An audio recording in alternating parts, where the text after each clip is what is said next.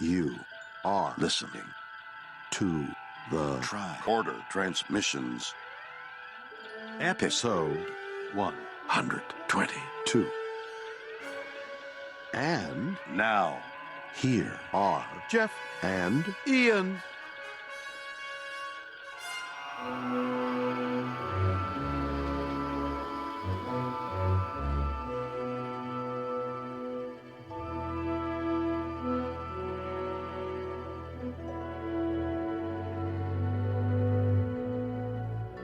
Hey everybody, welcome to the Tricorder Transmissions coverage of Gold Key Comics issue number 32 entitled The Animal People. I am Jeff Hewlett, and with me as always is my Gold Key Comics co-host, Mr. Ian Adams. How are you, Ian?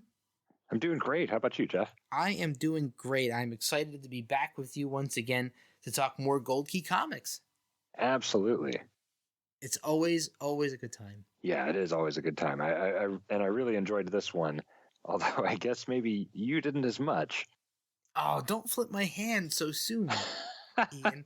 Yeah, I had some issues with this, as we'll get into as we go through the issue itself in a few minutes. But yeah, strangely enough, the thing that really threw me about my research for this comic is that I could not find any information as to who actually wrote this issue. And it's, all the other Gold Keys that I've researched so far have had the writer's information available, and this one is unknown.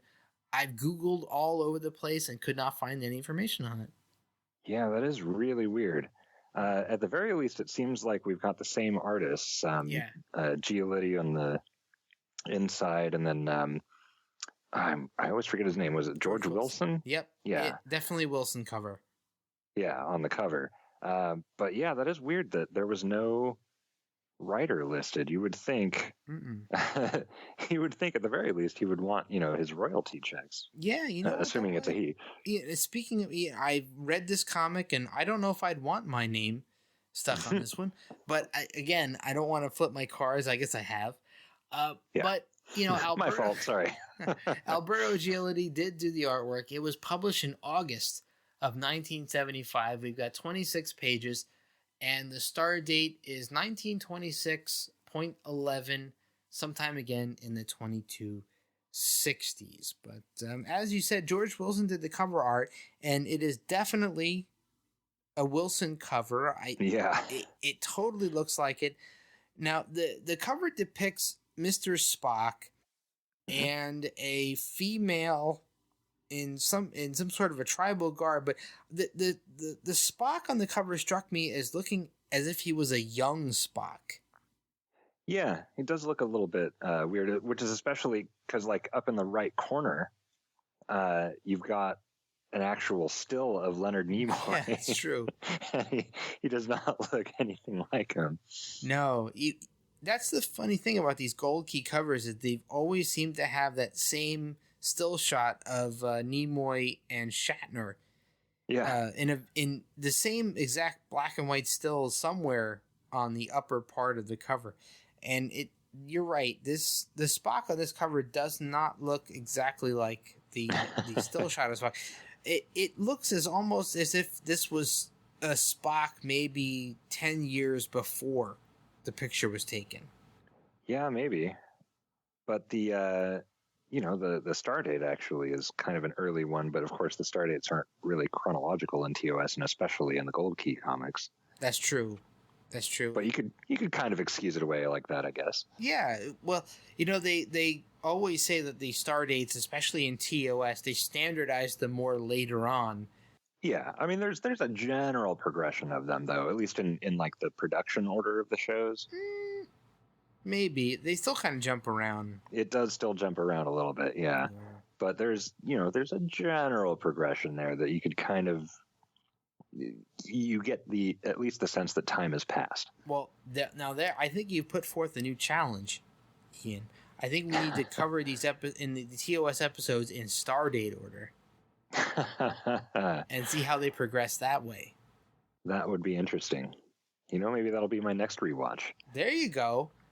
So we're still talking about this cover, and I have to say that this cover is quite a bit more violent Yeah. most, because there is a starship or a spaceship of some sort, and it is shooting some sort of an energy beam or laser beam at these tribal people on the cover, and several of them are airborne. Yeah. As they've been blasted with this energy. And you know, we've seen some weird gold key covers before, but this one seems far more on the violent side. There's two people, humanoids, on this cover. One is actually upside down and flying away from the impact point of this blast. Yeah. Yeah, and I like the guy that's like he got blown out, like his legs out from under him, and he's just kind of flying forward. Like he just got on an invisible rocket chair or something. Yeah. It looks very, very painful. Especially the two people who are airborne here. One's kind of running away, one's running towards Spock, and the other two are airborne. Yeah, and then there's the guy in front of him who looks like that guy that's getting blasted forward is gonna run into him even. Yeah, that one guy's hand is sort of behind the ankle. Yeah. Of the guy who's being propelled forward, so they seem very close in proximity. Yeah, I would definitely not want to be in that situation. That's for sure. No, I wouldn't either. And luckily, Spock and this female are ahead of where this energy beam is impacting and haven't been hit by it. Yeah, but I got to say it doesn't look like they're in much of a rush to get away, though. They're just kind of like trotting along. Yeah, they don't look too concerned either. Yeah, like that animal guy in the foreground. He looks like he's at a brisk pace there, but like, you know, Spock and this woman are just like, yeah, okay, maybe we should get out of here. Yeah, they're like, well, the ship is distracted by these other 4 animal people behind us. We don't have to move that quickly. Yeah, I mean, you know, there's 4 of them. It'll take a while for them to get through. You know, we can get some time ahead. Yeah. So, well, you know, this cover has a couple of other strange occurrences on it, and the tagline that's here in my mind is one of them. It says, "The animal people dash they lived like beasts but rebelled like men." Dun dun dun. They don't look like they're rebelling like men to me. Yeah, there's not much of a rebellion going on. They're just getting their butt kicked. Yep. And are they really living like beasts if they have loincloths? I mean, just saying. Yeah, you'd think they'd be much hairier if they were beasts. Yeah. They look like they're well manscaped. Right. The ship, though, is very cool. It's different in design than we've seen in other issues before. So you've got this. It's hard to even really describe. It's kind of long and thin, and there's definitely got a defined cockpit with a protrusion on the front that looks like its only purpose is to shoot a laser beam or weapon of some sort. Yeah, like the fuselage of it almost looks like, you know, the Concorde jets. Remember those? Right. No, it's awesome. That's perfect. But then the wings are completely different. They're obviously operating on some other kind of propulsion technology. Yeah, agreed. But the cockpit, that's exactly the description that I'd wanted to come up with, is that the cockpit looks just like the Concorde. Yeah, with that angled down kind of nose. Yep, exactly. Yep. The wings don't look like the Concorde, but the fuselage does. But yeah, the wings, I'm not quite sure how to describe them, but they're very flat on the bottom. They're not curved at all. Yeah, they're almost like the Ferengi Marauder, if instead of curving around, it was just flat in the front, right? The way it's got those grills and everything, and the kind of swoop of it. Yeah, it's got very well defined grills, and on top there's definitely a fin. I don't know how they choose the or they control. Oh, I think that's space magic. Ah, good call. Because this ship is very close to the ground. This is not a spacecraft. Cool design, though. Oh, definitely is. Do you have anything else you want to say about the cover before we move on to the teaser page? Just one thing, which is, like, you look at these guys getting blown up in the background, and then you look at this woman that Spock is, like, grabbing by the arm, And they have the same kind of, leather boot things going on, but otherwise, like, she doesn't look like she's part of them, which makes you wonder why she's running away, right? I don't know if she could be clothed in the same way as them without this comic being R or X rated. Well, yeah, just a loincloth. Yeah, that would be a little sketchy. Yeah, I see where you're going with this, but I think that the fact that Spock is death gripping her arm there and leading her away would imply to anyone who's a Star Trek fan or a Star Trek familiar would think that he's leading her to safety and assume that she's part of those people's tribe. Right, at least part of the rebellion. Yeah, and she's got headdress on, where the other four in the background do not have headdress on. Yeah, it's really ornate, and that also may make us think that she is the some sort of a high ranking tribe member. Could be. Yeah. Well, we'll find out soon. Yeah. In fact, how about we find out now?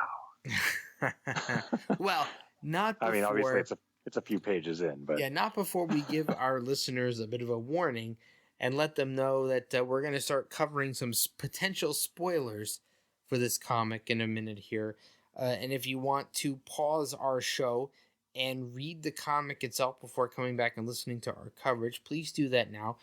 But we are going to start covering the first teaser page in 3, 2, 1. So here we are on the teaser page for the animal people. And as always, we have some text to read here. And I'm going to go ahead and read that. And this, I'm going to preface this by saying this is a distress call that the Enterprise is receiving from this planet. So it says, "Help! Our world is overrun with packs of maddened animals." That was the call that brought the Starship Enterprise to the planet Hercula. But it was only the beginning of a space mystery that was 10,000 years in unfolding and threatened the Enterprise crew and that entire world. So we've got a teaser page here that depicts what looks like some sort of a throne room or special room. You've got what is obviously Kirk and Spock on the left-hand side of the page. Mm-hmm. I don't know how to describe this, but an older gentleman with a beard and a robe and a strange pointed hat. A gentleman in a red shirt and cape with pointed ears. We're not sure what he is. He could be Vulcan. He could be Romulan. We're not quite sure. And next to him on the right is another humanoid that in appearance could be part of the Enterprise crew, judging by his pants and boot design. I want to say Scotty. I want to say Scotty too, but I'm not quite sure. He looks like a red shirt, and he definitely has the pants and boots there, and it could be Scotty for sure, but it could be a red security guard. We're not quite sure. And in the very background, there is a doorway with another figure in it who appears to have melted down the door. Yeah. That was in that with doorway. A gun. With some sort of a gun. There's some fire there and some smoke and a collapsed piece of metal that could signify that they've burned their way in. And that person in the doorway is saying, "Know now that this sacred scroll shall be read by each new emperor upon his day of coronation. The secret of the scroll of truth is ...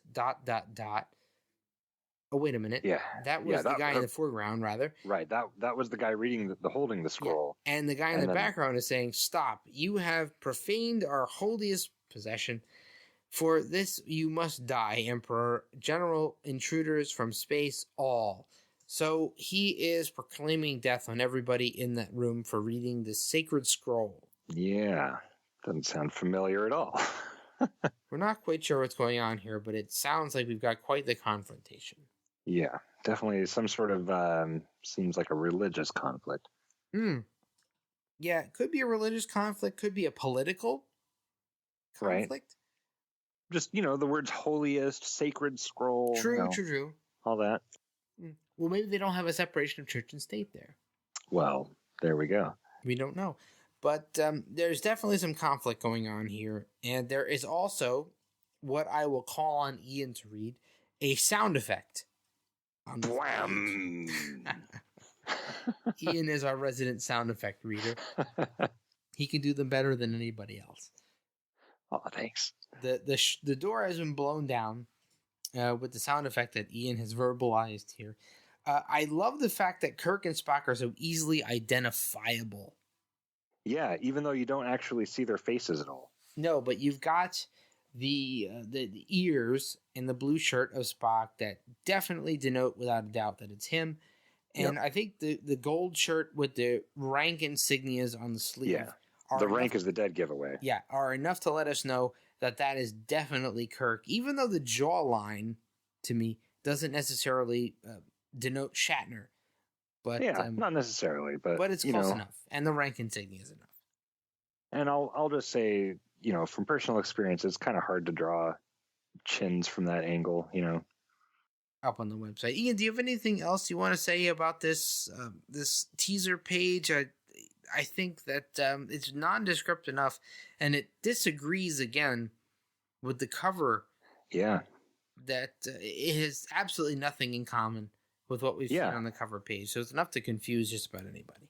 Yeah, but I think it's a good hook, right? I mean, you've got the distress signal, you've got, the beginnings of a space mystery that was 10,000 years in unfolding, and you've got this guy busting down a door while someone's reading some sacred scroll and threatening to kill them all, and you've got this kind of Merlin-looking guy with antenna, and who knows what's going on. I think it's just it's a really good hook. Yeah, I agree. And the thing that really caught me the most about this teaser page is that you've got Spock on the left with the pointed ears, and you've got a guy who we don't know who he is on the right with pointed ears.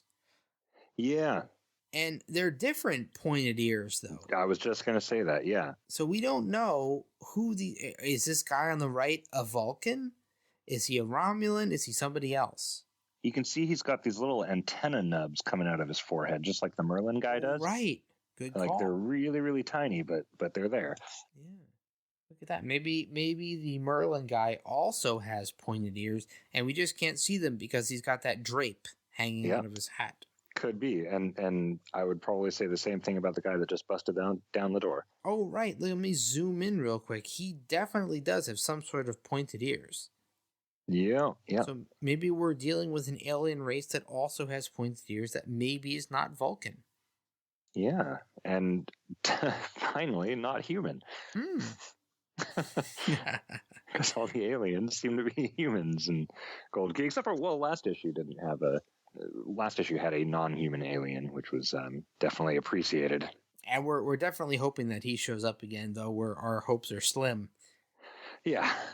But I do like the design of these guys, and I especially like that Merlin-looking guy. Yeah, he's very it's just a cool outfit. Yeah. Yeah, I like the fact that his hat is not pointed. It's kind of flat and angled at the top, so it's not like a wizard. Like it tapers. Hat. Yeah. It's a different design than we're used to seeing. And he's got a very cool belt on the robe there with definitely a round sort of a metal buckle on it, which is neat. So I like the fact that we've got some interesting designs, and the Vulcan-looking guy on the right also has a very cool cape. Yeah. As well. Yeah, it's just slung over one shoulder. Yeah, it's a very cool design. Yeah. Good character design from Giolitti there. Yeah, very good teaser.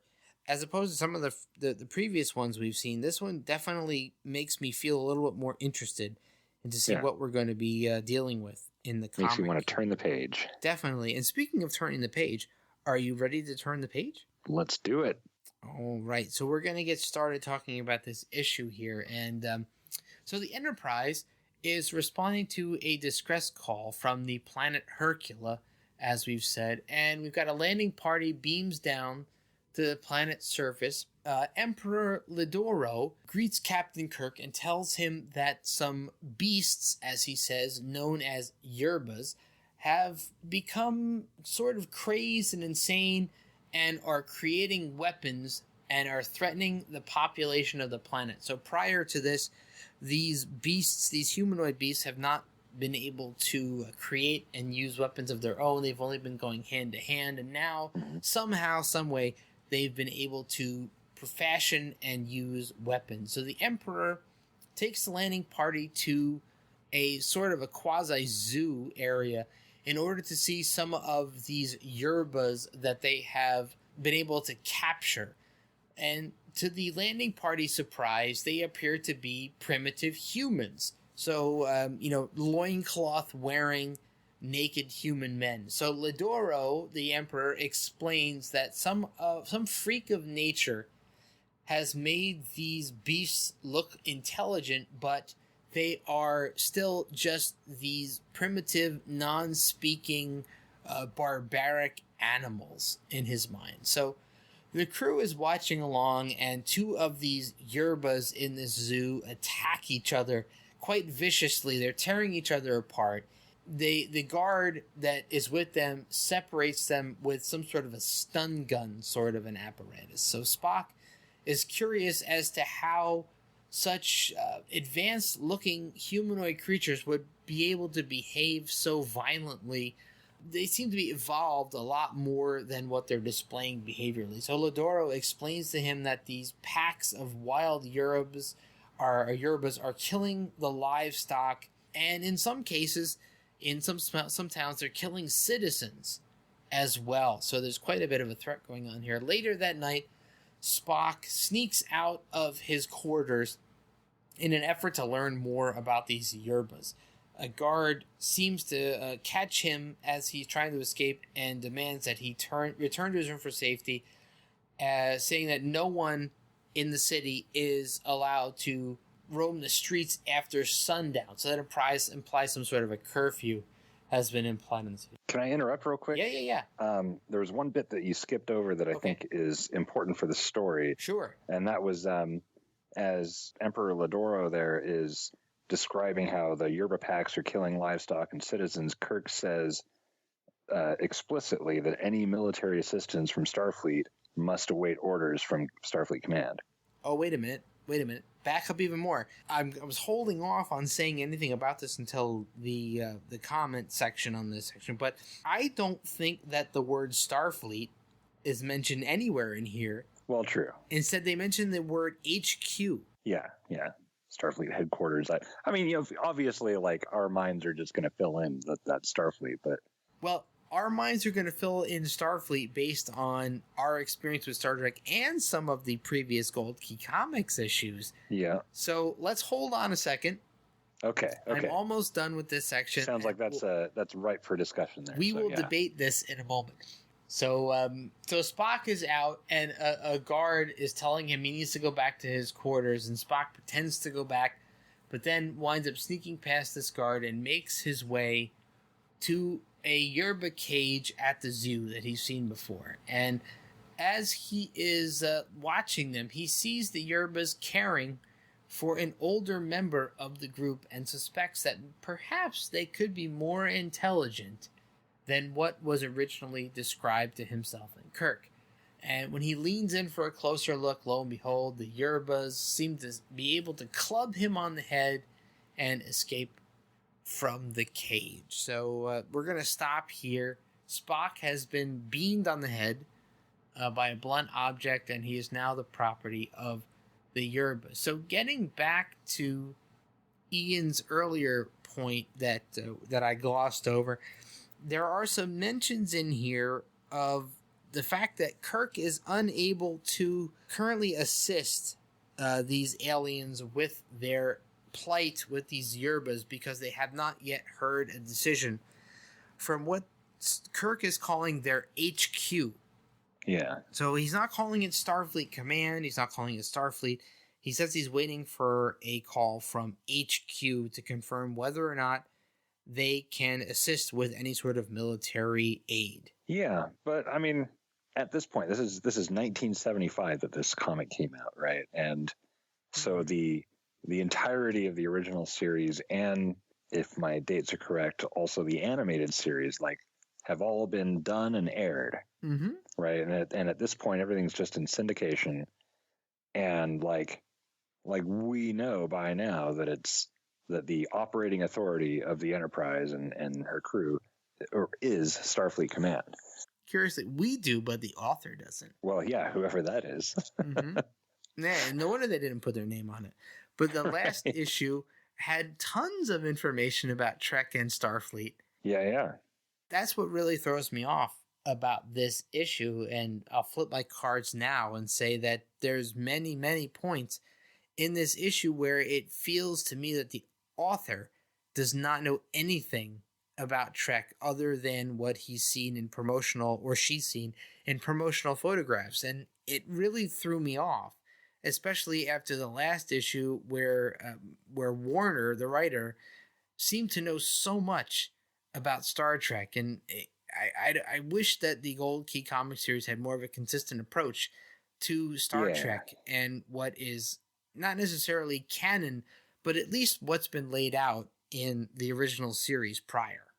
Yeah, like if they had just an editor to kind of keep people straight, like, here's the things that you have to deal with and work with. And, I mean, you definitely get the sense, especially with the Gold Key comics, that they were just winging it.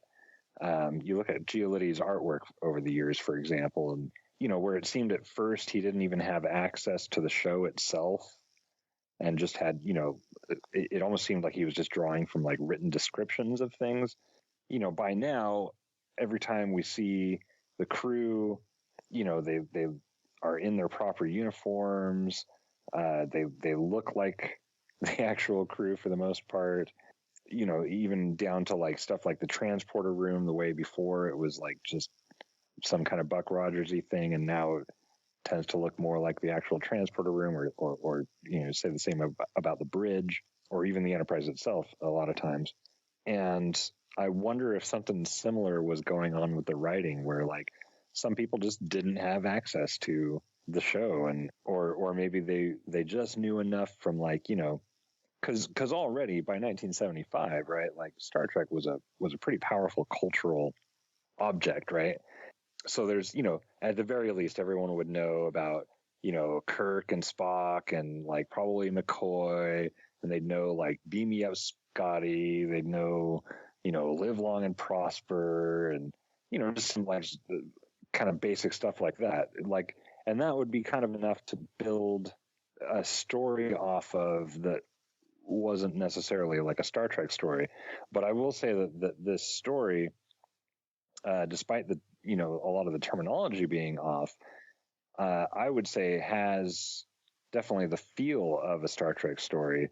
And I would actually pin it on, if there's one story that it felt the most like, for reasons that we'll get into very soon, was one that came out decades later. I would say Dear Doctor from Enterprise. I was going to say this a little bit later, that this felt a lot like the Omega Glory to me from the original series. Oh, yeah. The first half or so felt like it was leading to an Omega Glory resolution. Yeah, although spoilers, there's no weird reading of the Constitution or marching of U.S. flags or anything. No, there isn't. But I really felt like if they slapped that on the end of this, it would have made perfect sense. There's a lot of familiar things, like, of course, the fact that a distress call leads the Enterprise to this planet. That's a familiar TOS trope that we've seen many times. I felt like the planet Hercula was weak. The name of the planet was a little bit weak. I don't know. I mean, it better than Planet ? Yes, I was just going to say that. But Hercula, I'm not sure what the reference Hercula even really means. Yeah, there's no sort of Herculean aspect to any of the story. No, and listen, one thing that I will say that really bothered me about this first sequence is page 3, panel 3. Captain Kirk says, and I quote, "We will give assistance consistent with the guidelines under which we must operate, Emperor Ladoro." This is the perfect place for him to mention the Prime Directive. But he doesn't. Instead, he just kind of describes it. The guidelines under which we must operate. That is the Prime Directive, period. And he's even saying as much because he can't do anything to help them until Starfleet gives him the okay to do so, which in my mind and in the TOS mind and even the animated series mind, which this issue came out after both of them, is definitely the Prime Directive. Yeah, it totally is.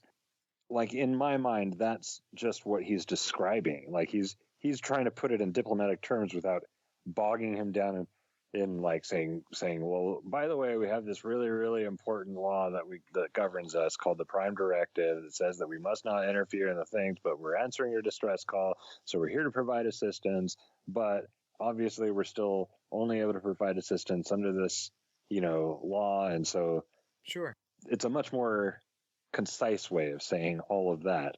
But at the same time, like, it, as a reader, and I think this is what you're getting at, is that as a reader, it would have been way more kind of tickling to have an explicit call out to the Prime Directive rather than just describing it. Well, let me say that if this was maybe Gold Key issue 2 or 4 or even 10, I could excuse the fact that they don't mention the Prime Directive, but this is in the 30s now. We've heard about plenty of Trek-related things prior to this. Now, I realize that this author, whoever this person is, we don't know who it is, may not have had a lot of experience with Trek, but plenty of Trek was available for this person to have seen prior to writing this. And I just feel like some of the terminology this author has chosen to use throws me off as a reader. I could have explained it away if it was an earlier issue of Gold Key, because obviously some of the earliest of Gold Keys had came out during the broadcast of the original series. So this is like 6 years later. Since the first issue. And this is the first issue I think was 67 or so. So now we're in 1975. So we've got tons of Star Trek. Syndication is in full swing at this point. So it's almost there's starting to be rumblings of a movie even. Yeah, it's almost inexcusable in my mind that whoever wrote this issue had no knowledge of any terminology from Star Trek. Yeah, I'll agree with that. Let's just go with Spock. During this sequence, Spock asks for, quote unquote, pictures of the yerbas so that he can see what they look like. Pictures. Yeah. So it seems weird to me that Spock is asking for physical photographs of these animal people. Yeah, well, I might disagree with you there. I would bet that they mentioned pictures before. I would say, for example, probably Space Seed when they brought up the image of Khan or something like that. But I will say that whole thing could have been just better written. I mean, there is a lot of that in this issue, stuff that could have been better written, which is, it seems to be a kind of our running theme throughout the Gold Keys. You could have just said, instead of something along the lines of, do you have some pictures of the yerbas? Because all of that's there to trigger the Emperor taking them to the Yerba Zoo. And so all he could have said is, instead of, do you have some pictures of the beast? He could have just said, hey, can I see some? Like, just something simple like that. And then they could have even used that to cut out an entire panel, which then would have made room for an entire other panel where they could have kind of expanded on other backstory or heck, they could have used that panel for an explanation of the Prime Directive, Well, yeah, I agree. But, in the defense of this issue so far, I will say that there are some really cool panels during this sequence that I definitely would love to point out so that it doesn't sound like I'm so anti. But on page 6, as Spock is exploring the yerbas and the cage that they're in, the panels where he's getting hit over the head with the club and carried off, there's some really great artwork there. Oh, absolutely. I really feel that club hitting him in the back of the head. on page 6, panel 4. And if you look down below, you see the Yerbas jumping out of the cage as one that's picking Spock up in a fireman's carry and lugging him off. And there's some really cool action shots there. And Giolitti really has grown so much from the earliest of Trek issues that he's been doing to now. Yeah, absolutely. And he's got Spock's body shape and his ears and facial expressions down. I think there's no question as to the fact that it's Spock being picked up and carried off. The fact that the pink phaser is there. I really wish they would put that phaser in its grayish color. I know the inking. But look at that actual phaser. Like, this one isn't that kind of cylindrical one. This looks like an actual phaser. That's phaser 2 right there. Definitely in several shots. In panel 2 and panel 4, you can clearly see that is the phaser 2, the pistol type phaser. So Giolitti definitely has that phaser down. Yeah, I would say that it's probably he finally got some good solid reference material of the phaser pistol itself. Yeah, definitely.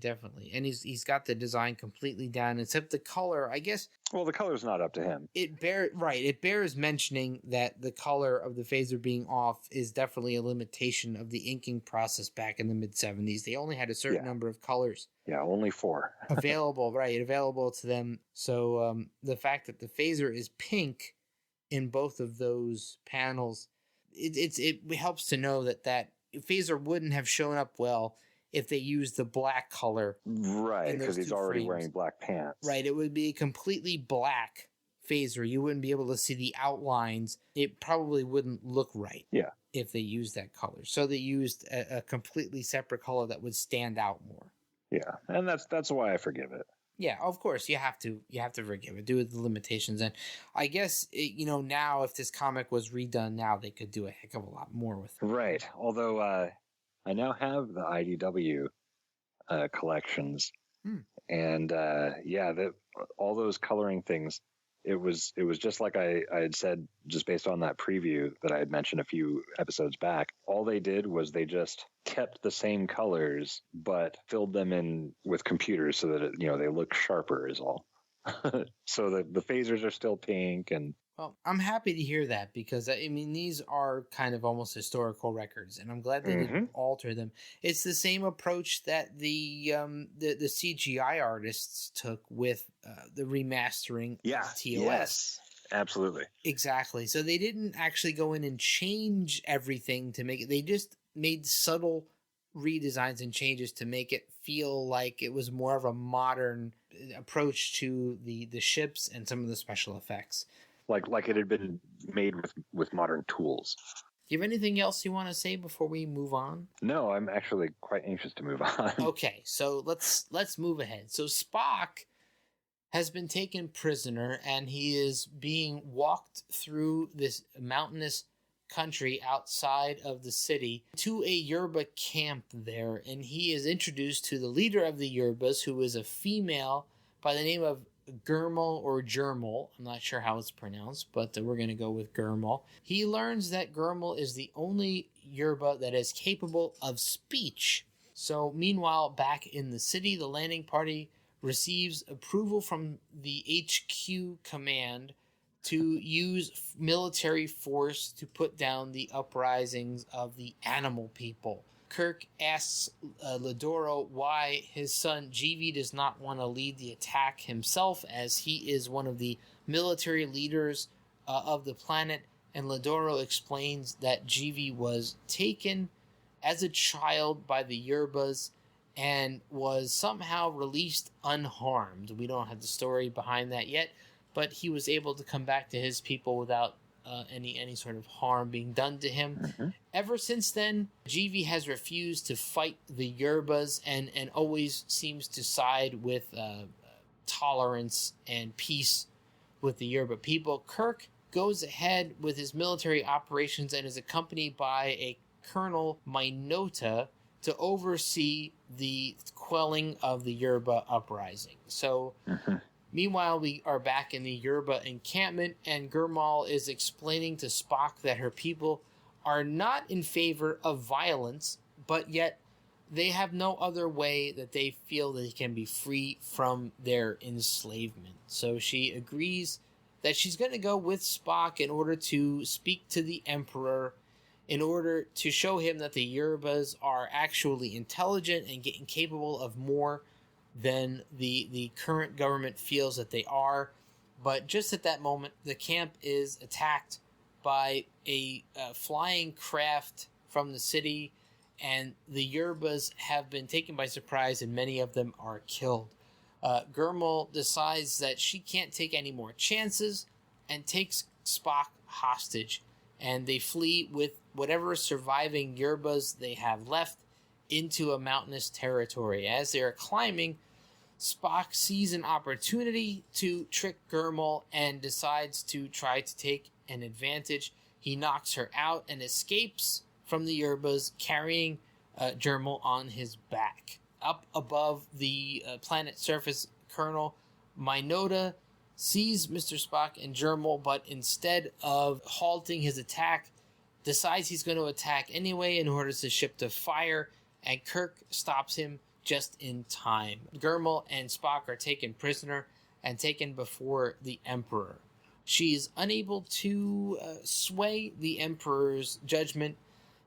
She's trying as much as she can and says if they could sing grand opera, they would still be animals. The Emperor and his son, Jivi, walks into the room and identifies that Gurmel was the Yerba who had saved him from death and freed him when he was only 10 years old. So we'll take a break here.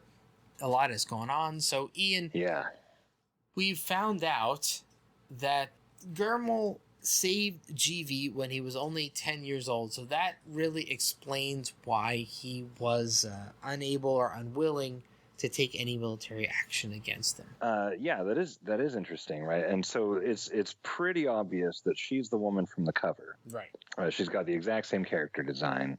Yeah, she's the leader, and it's interesting that she talks, right? Like it's kind of a like in the original Planet of the Apes movie, right? You had all the humans who, were it turned out, spoiler alert, were just humans from a couple hundred years before what we would consider the present, and who had just lost language. And then, you had Charlton Heston's character, Taylor.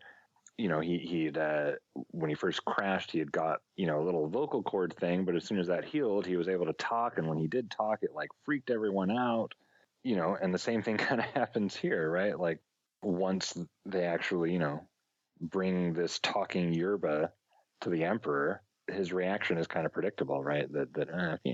Yeah, okay, she can talk. How amusing. But it's the same sort of situation. If we are led to believe that she is their leader, it makes sense. I mean, she looks like them, and she doesn't look like the aliens, like Lidoro and all that. Then it would stand to reason that even though Spock says some freak of nature, I mean, come on, he's a science officer. He should know. Like, he should have just said some mutation gave you vocal powers that other Yerbas lack. But something like that, like even that, I would have a hard time believing that would be a mutation. And that brings me to the one thing that seems to be missing from this whole issue. Nobody has any tricorders. Nope. Right? Because Spock should have been able to just scan them while he was in their camp and just been like, hey, look, these people are all physiologically identical. That's a good point. That also threw me off. Back on page 7, Spock, he's thinking, he's mentally examining these people in his own mind, and he's saying things like they have a limited form of communication, but their sign language is complicated. It's more than just, quote, me hungry, me sleepy. Yeah, that was a bad line. It's really strange to me that he's thinking these things. He also thinks that their base looks like a true guerrilla camp. Yeah. And he's thinking in human terms, which he bugs very me. much is. He very much is. And I mean, there's so much problematic stuff with that 2 lines that he has there, right? Because, he says even insects have a limited form of communication, but the Yerba's sign language is complicated. Well, like all sign language is complicated. Show me a simple sign language. It's a language. It's just expressed non-vocally. Yes, this screams to me that the author, whoever he or she is, was drawing their inspiration for this from their own experience. Yeah, and probably some kind of popular misconceptions of like what cave people were like. Mm-hmm. For sure. And the terminology like guerrilla camp definitely feels like someone who was following, Vietnam War coverage. Right. And was using terminology that was familiar to them at the time, because honestly, the depiction of the camp of Yerbas does not look to me like a guerrilla camp. I don't see any weapons there. Nope. There's no camouflage. Not at all. There's people around a fire cooking food. Uh-huh.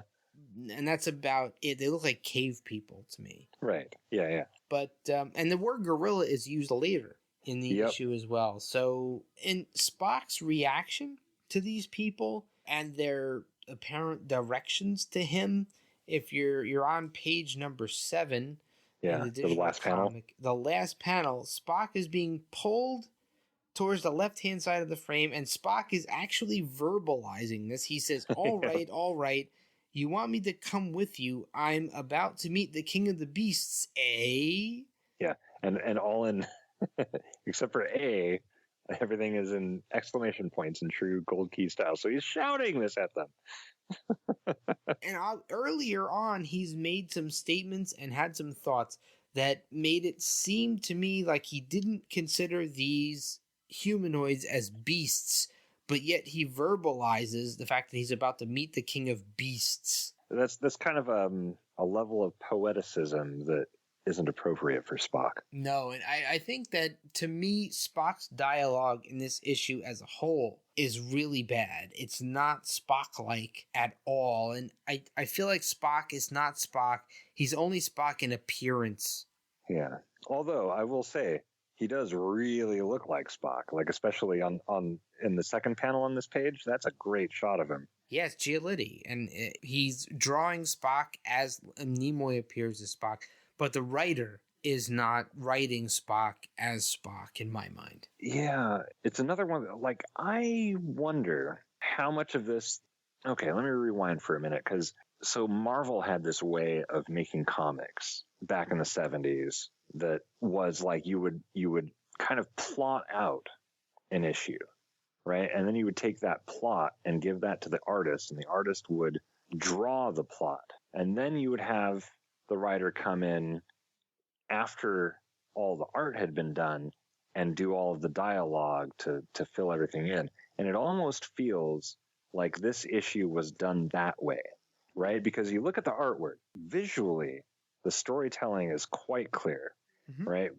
From page 1 until, all the way up to where we're at now, just looking at page 7 alone, right? We've got the yerba that's threatening Spock with the thing, and so directing him to go that way, and so he's going that way, and then he gets to this panorama of the camp, and then another thing of a group of yerbas directing him to the thing, and then he goes to the the woman Gurmel, and like the storytelling is quite clear, and it almost feels like the dialogue was just written in after the fact. And you can kind of feel that all through it, right? That line that I was talking about earlier with, as I said, Emperor Lador or any military assistants must await orders from our HQ, like how that seemed like it was written that way more for space considerations. And it really has that kind of feel to it. And I think that it's kind of unusual for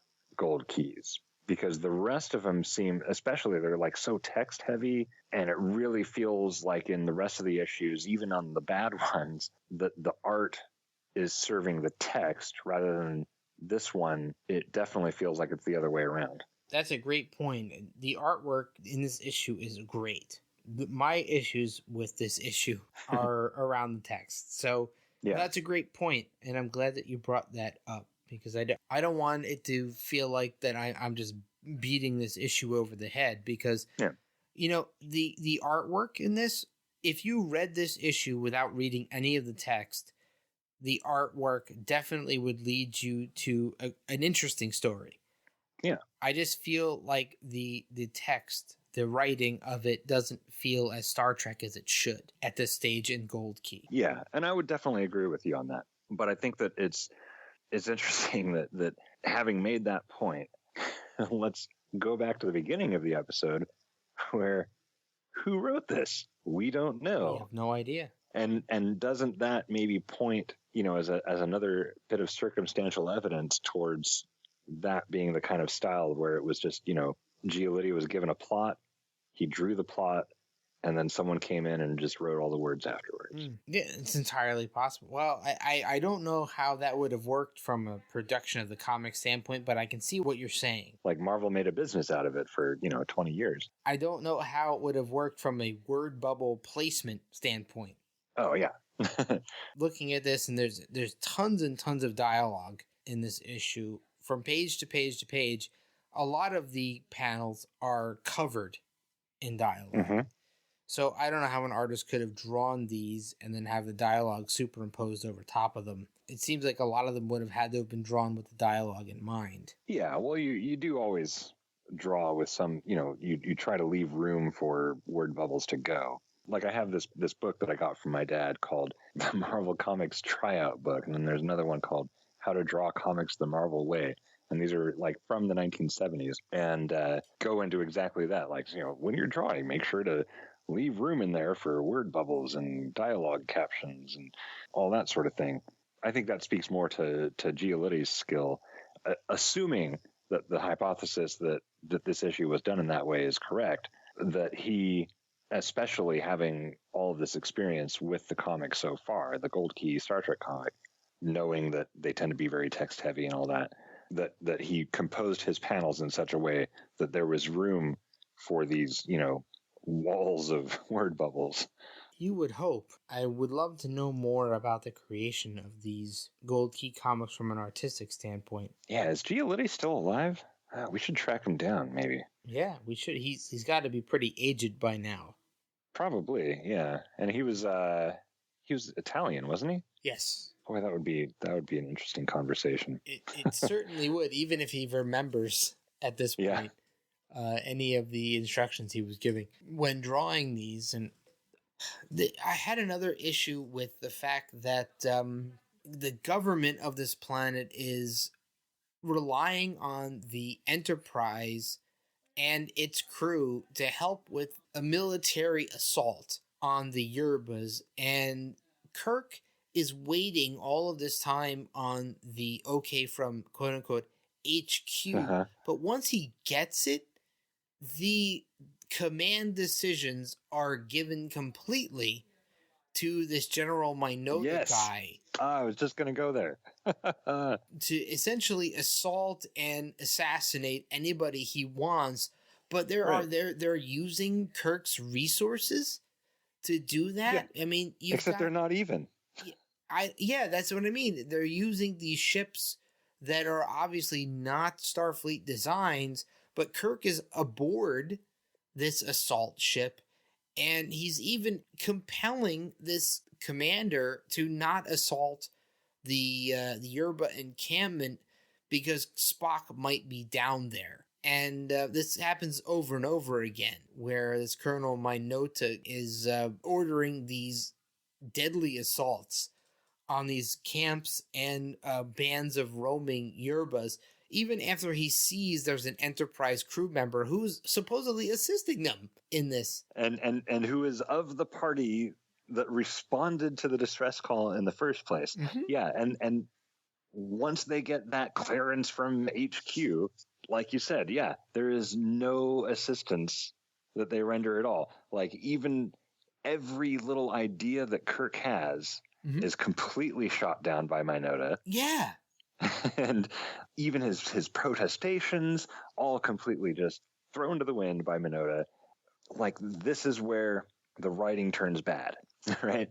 Because the issue of, we're here on answering your distress call, but we have to await command, authorization to, violate the prime directive, essentially, right?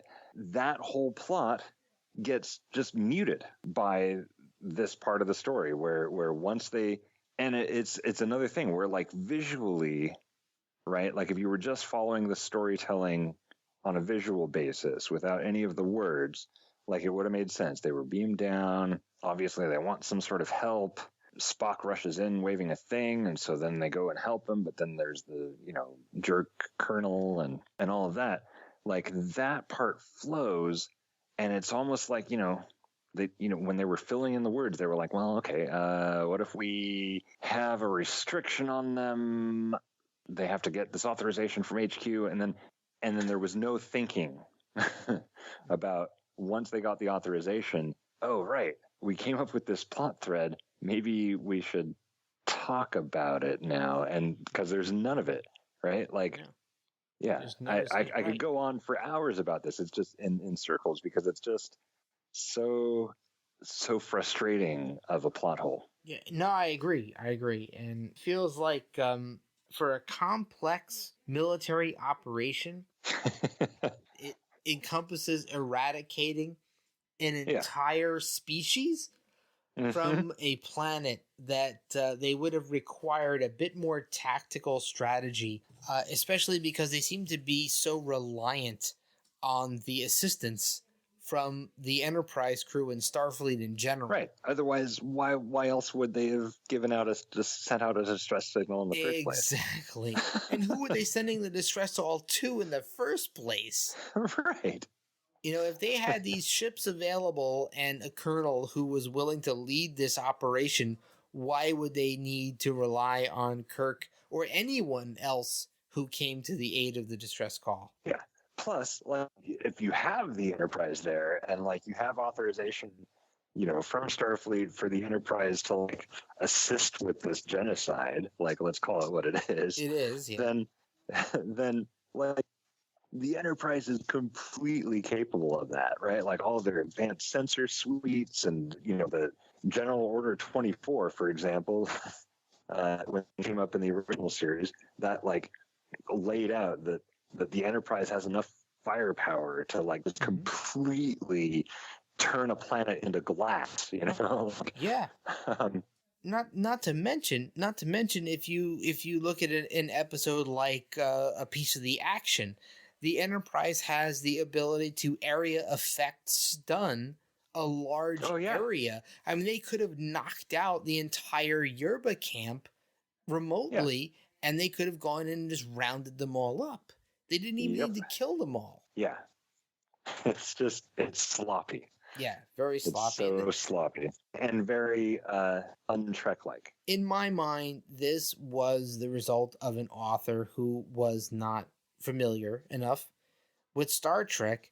And I know other authors in the Gold Key series haven't been very familiar, but some of them were at least familiar enough to bring some of the terminology in and some of the villains, the familiar villains in the series in. It just feels like to me that if you were given the task to write for Star Trek, that you would at least have some knowledge of the canon. Yeah, absolutely. And it's a shame it had that sort of falling off the rails moment there. Yeah. Because I really do feel like the actual story of it, right? This supposedly lesser species who turns out actually aren't lesser and, are deserving of equal rights. But you have this, controlling force who's keeping them down, and the Enterprise comes in and solves the mystery and, frees these downtrodden people and all that. Like, that's a very Star Trek story. Right? Absolutely, it is. Because that's why I brought up Dear Doctor earlier, because it's like completely the kind of story that Dear Doctor was telling. But, when you get this sort of off the rails moment and it adds on, the writer obviously not knowing much about Kirk or Spock or anything. I mean, because even we haven't really gotten to that part yet, but there's bits again where, much like elsewhere in Gold Key, Spock is punching instead of doing neck pinches and stuff like that. Like, the author clearly didn't have that grasp of the source material. Mm-hmm. Yeah. Even though the essential story was a very Star Trek-like story.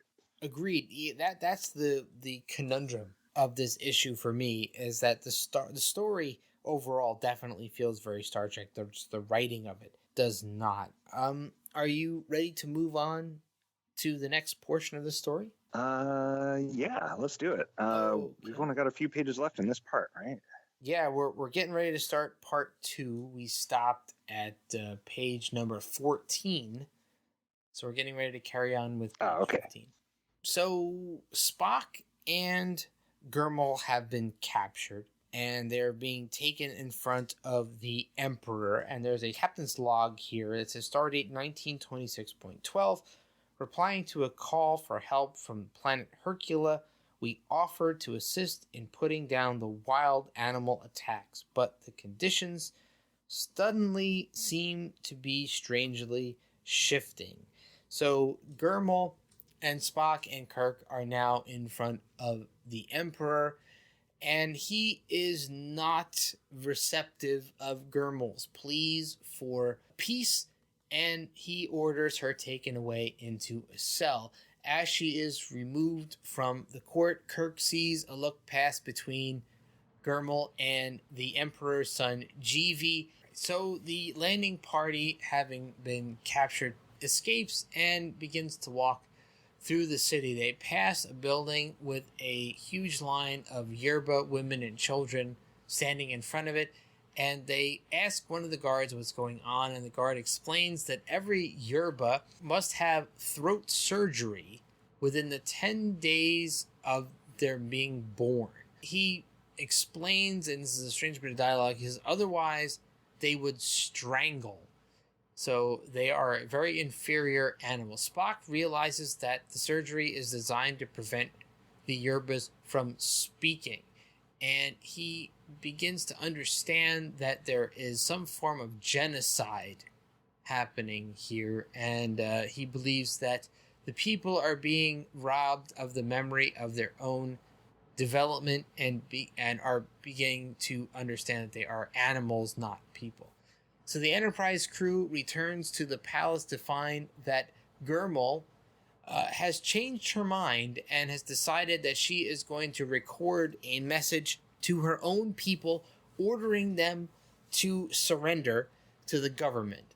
And she is beginning to record her message, and the Emperor and General Minota are questioning what she's actually saying, but Colonel Minota believes that he understands enough of their primitive sign language that he believes that her message is genuine. So at dusk the next day, a squad of aircraft are flying over the planet and lay down a cover of clouds on which they project Gurmel's message to the Yerba people. And as they're doing that, the Yerba decide that they are going to rebel against the message. So they start to fight back, and it turns out that Gurmel's message to her people was not actually one requesting them to surrender, but was one to attack the government ferociously. So dun, dun, dun. Yeah, go figure. So the Emperor confronts Colonel Minota, and Minota claims that he was unaware and he felt that the message was one of peace, but Spock actually accuses him of allowing the message to go out knowing full well what it actually meant. So the Emperor, in frustration, orders that all Yerbas are to be eliminated. So GV, at that point, his son, the Emperor's son, refuses to assist in the slaughter of the Yerba people and tells his father that the entire truth that their people has been living on has been built on a foundation of lies and slavery. Kirk agrees with that estimation and withdraws all Enterprise support for the military campaign against the Yerbas. Emperor Leoto orders GV and the Enterprise crew to be taken prisoner, and they are taken deep beneath the palace. So we're going to stop again here before the conclusion of the story. I know Ian's got a lot to say here. You know what? I am going to do a WTF moment here real quick before we go on. And the fact that they needed to have Kirk acknowledge some sort of a love subplot in this story really bugged me. And then they go off running with that particular plot tangent, and not to good effect. No, because they didn't need to. I mean, like I understand, like historically, you've had, say throughout Europe and Asia and Africa, centuries past, right? Political marriages were very much a thing where, you would have, the son of a king marry, the daughter of a king, and then that would, form an alliance. And like, you kind of felt like, okay, that's kind of what they're getting at, but it just strikes as so hammy. Maybe it's just because we're a modern audience, but like 1975 isn't that long ago. No, it feels like, well, it actually kind of feels TOS in a weird way, that they always seem to have this love plot grafted into many episodes, and it was more based around Kirk needed to bed whatever woman who was in the episode. Right. At least they didn't go there. Yeah, this one, it feels like they kind of stapled on, especially moving into the next and final portion of the story, that it feels grafted in. It doesn't feel like it was something that was that makes sense to the storyline in my mind. Totally agree. Like, you could see what they were getting at with, he had been rescued by this woman who was herself an escapee when they were both very young, and would have like an affinity towards each other, right? And the thing is that alone was sufficient to explain why Jiva would not want to participate in the genocide and all of that. Yeah, I don't know why they went there. I feel like there would have been a more compelling argument between father and son if the son just felt that the genocide was wrong to begin with. It wasn't that he'd been rescued by one of them. The fact that genocide, period, is wrong should have been enough. Right. Yes, exactly. Very good point. It's like genocide isn't wrong just because you're married to one of the people that are under attack from this genocide. Exactly. And he's not even married to her yet. Right. Yeah. That's the thing. He was just rescued, quote unquote, by her at this point. So I don't know. And that, and the fact that I had reservations about the revelation on page 16 that all yerbas must have, quote unquote, throat surgery in the first 10 days of life. And the ones in line look like they're far older than the first 10 days of life, by the way. Well, yeah. To make them unable to speak. That's where the writing really went off the rails for me. Well, I would disagree with that part, because that, once again, has very much shades of Dear Doctor, right? Because remember, in that plot, you had these, I forget what they were called, but the, sort of co-species who were supposedly a little less evolved, whatever that means. They demonstrated technical aptitude, advanced language, high levels of intelligence. But it was the kind of ruling species that deliberately kept them down, that kept them, segregated in relatively primitive living conditions, forbade any sort of real education and all that sort of thing. And it definitely had that feel. And so to me, that part was totally fine. It felt okay to me. I wish I was more forgiving of it than you are. And, again, maybe this is something that could have been expanded upon more if we weren't in such a limited format as Giolitti comics. And, we've made mention in prior recordings that the format of the comic has been shrunk. Yeah. And it used to be 6 pages, longer. 4 pages? Yeah, it used to be a lot longer.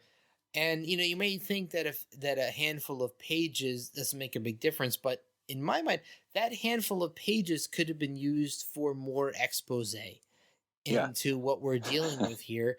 And, I think it could have expanded a bit more in my mind on this quote unquote throat surgery. Yeah, like what this needed. Yeah, it's the classic gold key flashback.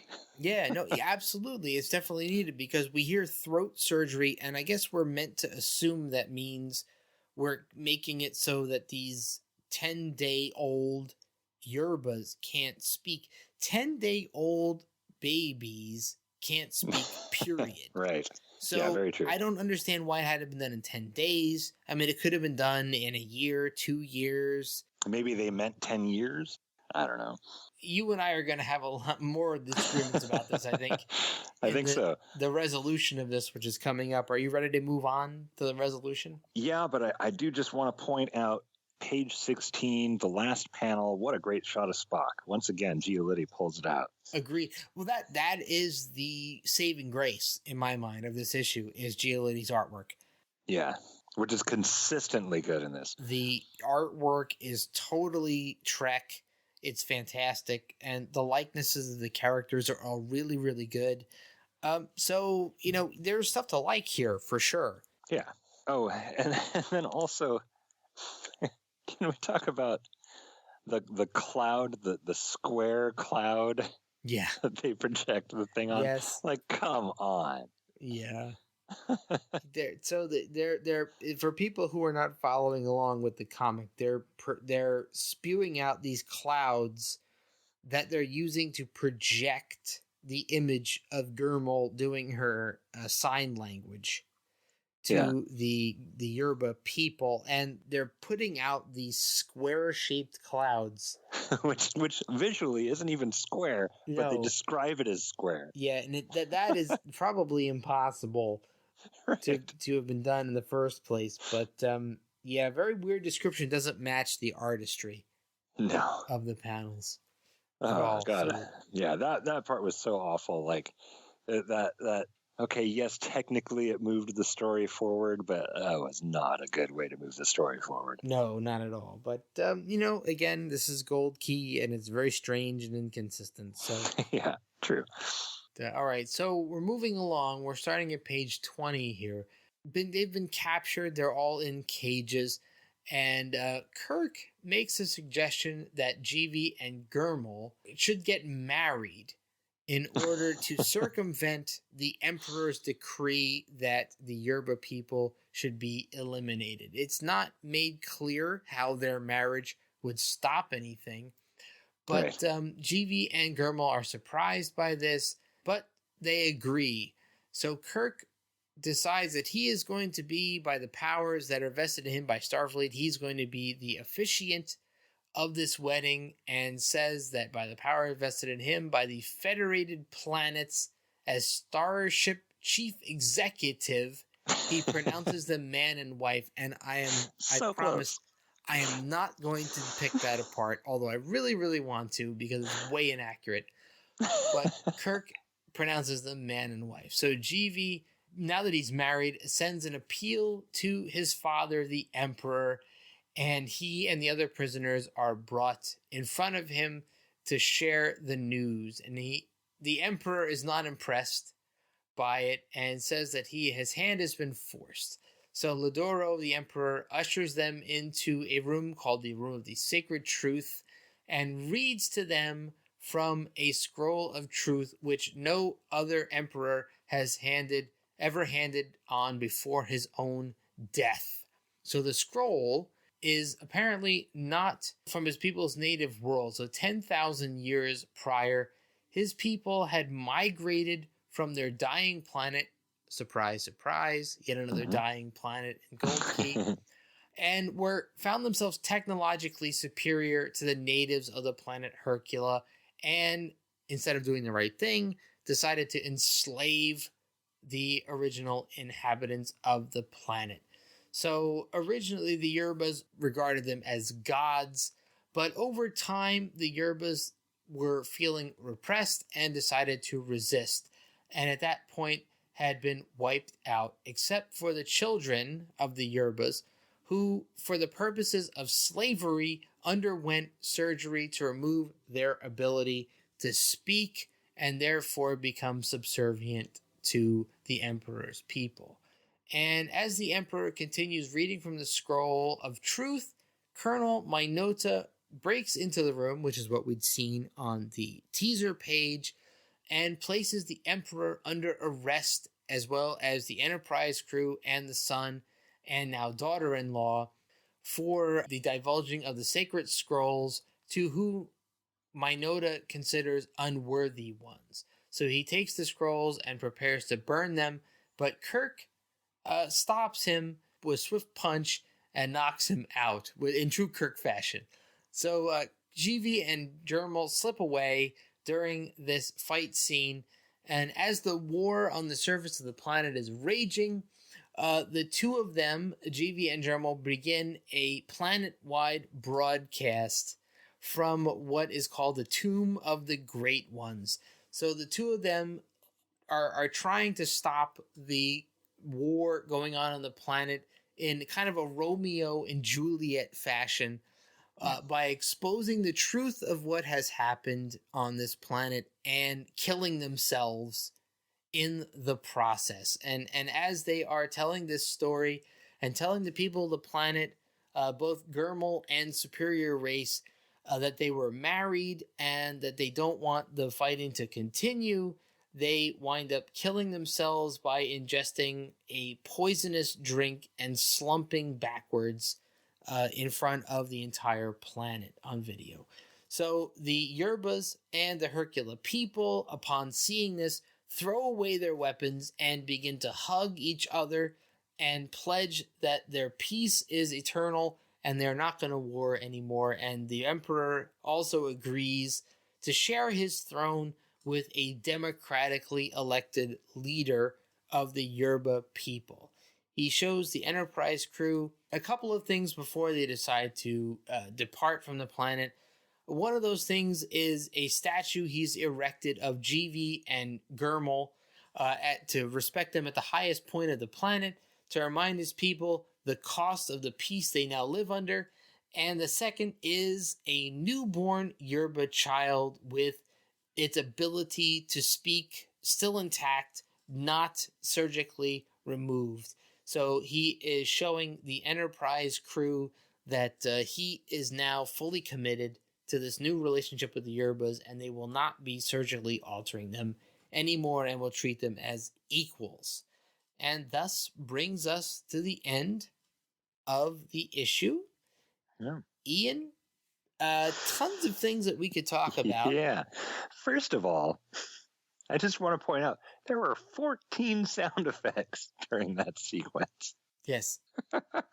There were many, many, many pages and panels of genocide and violence in this issue. All forms of tanks blowing people up, hand-to-hand combat, buildings being blown up and burned down. All sorts of things had happened, and many of those sound effects occurred during that. Yeah, lots of atomic weapons. Yeah, and quote unquote a 50-ton tank. That's page 20, panel 4. There's a 50-ton tank. Yeah. That is brought down by a atomic arrowhead shot from a bow and arrow of a primitive Yerba. Hawkeye, eat your heart out. Yes. One of the weakest Avengers. Again, I just want to throw this out, and I know you don't have any answers to this. One of the biggest lingering questions I have about this issue is, how is the Emperor's son, GV, getting married to the Queen of the Yerba?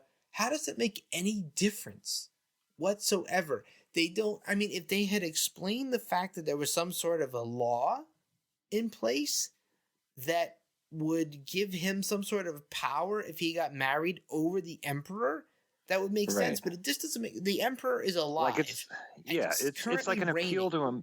It's like an appeal to the Emperor's emotions. Right. It's a stretch to me. Yeah, and it's the same kind of thing. Like we'll see these not to get too political, right? But like, in modern days, we'll see, these kind of anti-gay politicians, for example, and suddenly they find out that their son or niece or whatever, like, is gay. And then suddenly they're like, okay with it. Yeah, that's true. That does fit the modern day mythos, yes. And it's just like, if the story that you're trying to tell, it's like you were getting at earlier, if the story that you're trying to tell is that genocide is bad, you shouldn't need to be married, or you shouldn't need like a familial relationship at all to be able to change your mind and be like, oh, right, I guess genocide is bad. I agree, and that's what really threw me off, and I didn't understand what the point of them getting married was relative to the genocide that was taking place. And I want to believe in my heart of hearts and the human side of me that the emperor, seeing that his son married one of these savage people that he wants to destroy, would have made him have an epiphany. Sure, but we didn't see that. No, and that's not how it was written at all. And it would have been way more convincing to me if that's what had actually happened. You say, wow, my son, my highborn son, is marrying this barely speaking enabled savage woman because he sees more in her than I do, and that makes me realize that, wait a minute, maybe her people are not animals. Maybe they're just, and of course he knew they weren't because he'd been altering their speech centers all along. So I would have really rather seen the emperor have some sort of great epiphany and admit that he was wrong all along. Yeah, instead what we get is, quote, "This thing you have done forces my hand." I don't know. And they don't even have a scapegoat. No. The resolution isn't as in some of the previous gold keys where an underling, or a trusted underling rather, of a leader was doing the wrong thing and the leader was just kind of going along with it.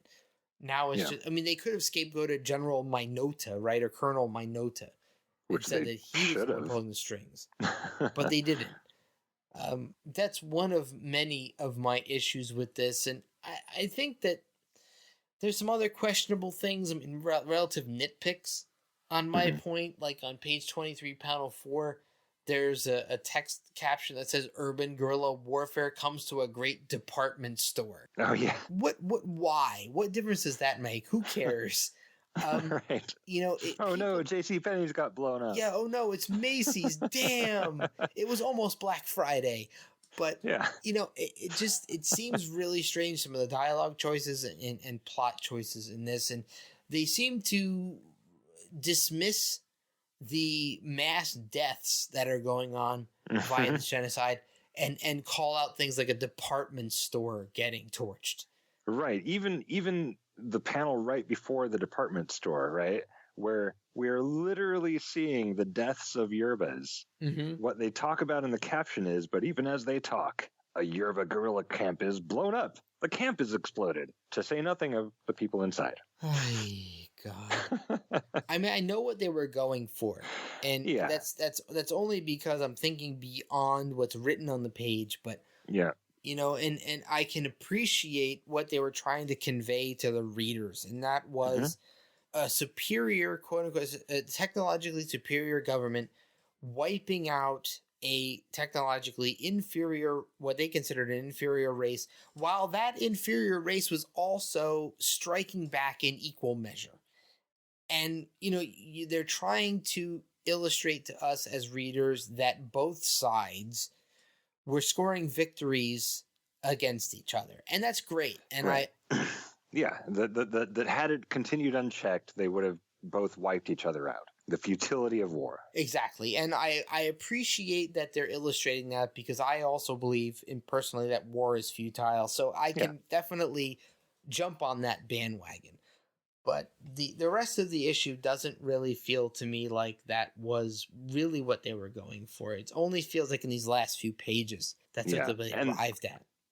And then can we talk about when page 24, when Minota, who just busted in and threatened to kill everyone because they defiled the sacred scrolls, then says, "The scrolls are too dangerous to exist. I must burn them for the good of our people." Like, that is not consistent. No, you were just upholding the importance of the scrolls. Yeah. And willing to kill people to protect them. Mm-hmm. But now you're going to burn them. Yeah. Like that was just, that would have been the moment for there to have, instead of him like threatened to burn them, to have him say something like, one night I snuck in and I read the scrolls and I knew that they were, but I hated them anyway. And I wanted them destroyed, or, to make him the scapegoat, like you were talking about earlier.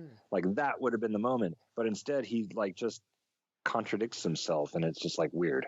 Yeah, no, I agree. And I think, again, we're rewriting Gold Key, as we are often want to do.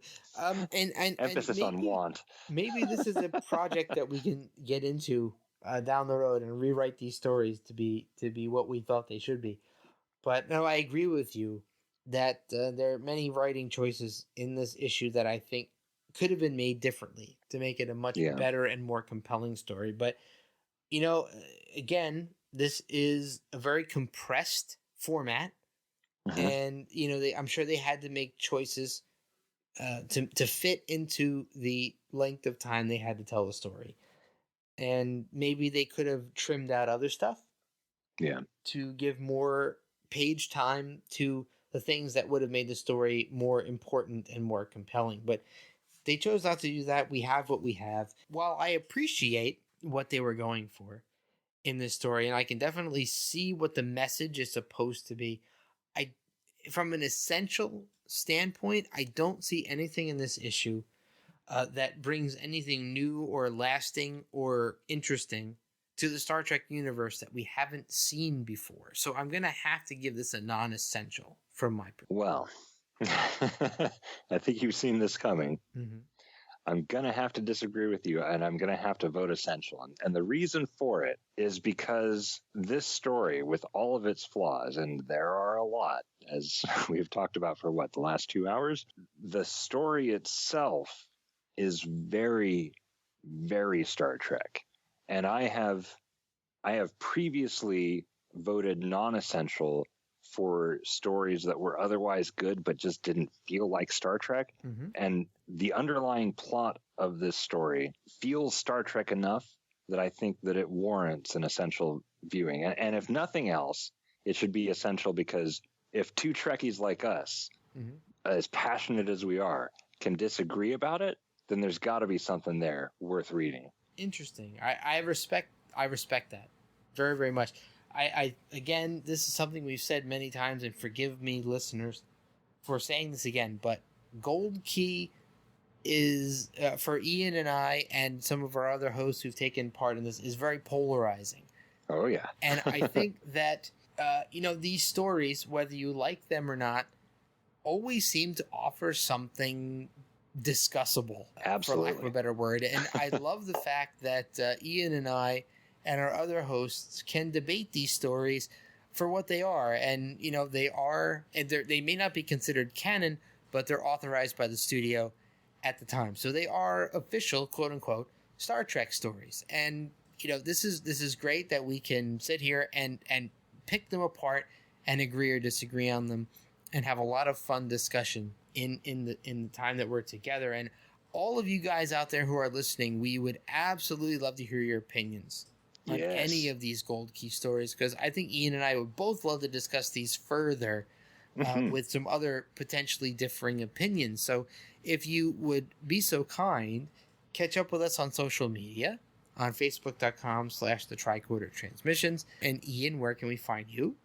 At Ian128, 128K, as in kilo. Awesome. And listen, if you guys want to talk about this episode, please tag both of us in that, because I would love to hear more impassioned defenses. Absolutely. I love to hear dissenting opinions to mine. So, and I would love to discuss this even further. And if you guys would be so kind, if you haven't done so already, take a trip over to iTunes and give us a quick review, please. And if you don't feel like writing up a paragraph or whatever, just give us a star review. That would be great. Just click on a star. There's 1 through 5. Click on any one that you feel fits your opinion of the show. We would love to know your feedback, and it would really help us to build our audience out there. So we would love to hear that. And other than that, Ian, do you have anything else to say? Just that I do want to point out that having now gotten the IDW collections, they're really good quality. Like if you're wondering like, oh, I want to follow along, but I don't know where to get them. And I don't know if the IDW would be like authentic enough. Like they're pretty good. You should go get them if you're on the fence there. And they're really cheap, relatively speaking. I mean, compared to like, going out and getting a graphic novel, you can buy them online, get digital versions on IDW.com. And they're really good. I would suggest it. And, it's Star Trek. Don't you want more Star Trek? I want more Star Trek. Get more Star Trek. Exactly. Listen, Ian and I both agree on this. And I will speak for you, Ian, that good or bad, quote unquote, good or bad, these Gold Key comics are Star Trek. They were authorized by the studio. Totally. They were written by sometimes people who knew nothing about Star Trek and sometimes people who were very passionate and knew a lot about Star Trek. So these are 60 some odd issues of Star Trek that occurred during the original series and animated series throughout the 1970s. So there's much more here to captivate you and give you more of your Star Trek fix. And I think, good or bad, they're worth reading.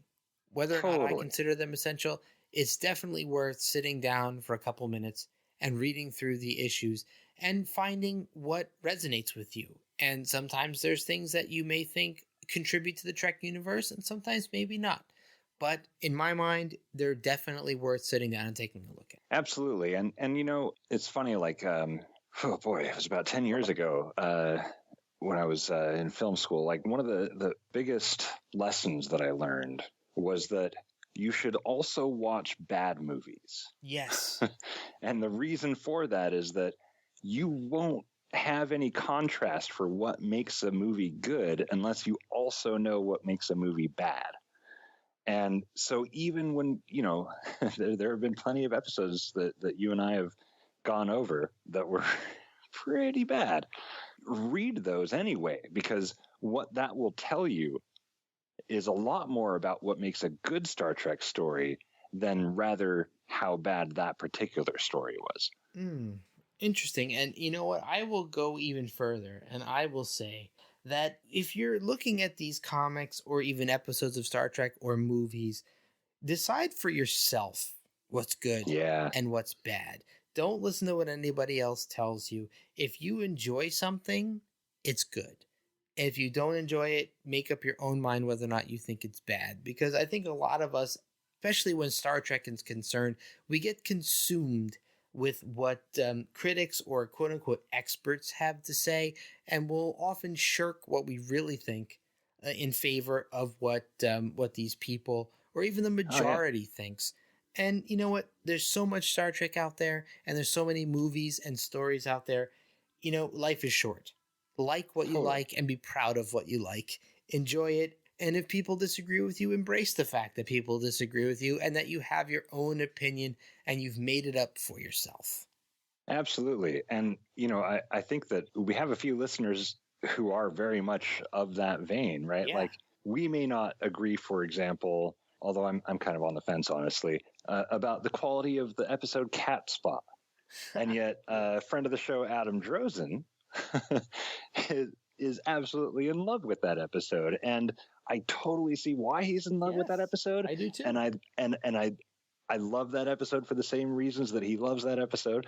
But, at the same time, I'm like, well, it's no Devil in the Dark, but it's like, and that's the thing.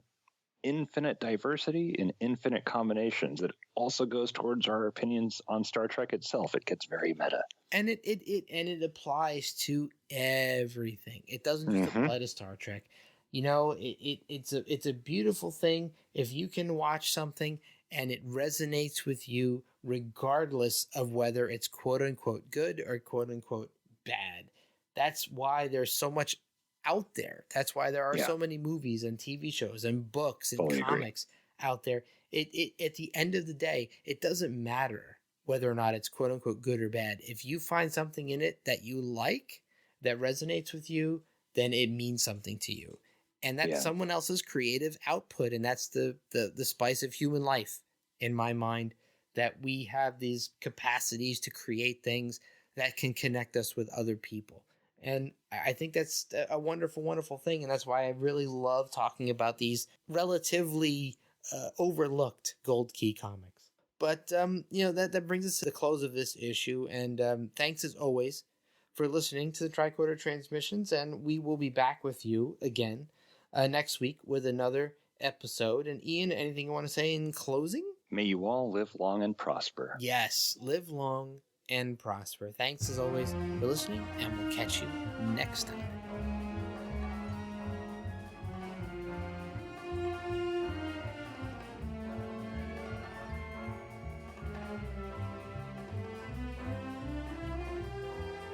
Hi there, thanks again for listening. If you're cruising the galaxy looking for even more Trek talk, why not visit our good friends Bill and Dan over at TrekGeeks.com? They've got a great podcast that covers a wide range of Star Trek topics, so you're sure to find something you'll love. And if you're in the mood for some awesome tunes, then you really need to head over to 5yearmission.net. The guys are writing a song for every episode of the original series, and each one is absolutely brilliant. So that's TrekGeeks.com and 5yearmission.net. Check them out today.